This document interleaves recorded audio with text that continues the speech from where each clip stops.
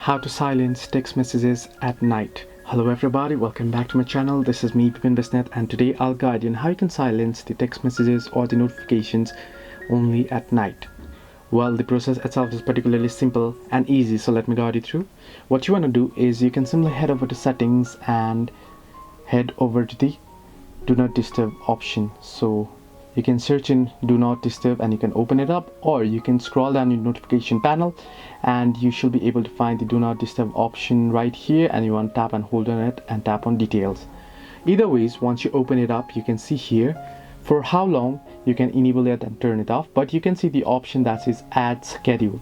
So you can tap on add schedule and you can add this schedule here. You can select every day here. So you can see if you select randomly here, it is for every day. Then you can set time.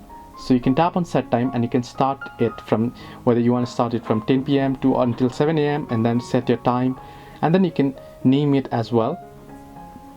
Once you name it, you can save it. So here you can see during that time you can turn off calls and notification, app notification and alarms and sounds.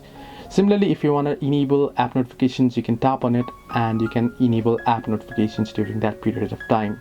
So this is how you can silence the text messages or enable do not disturb only at night.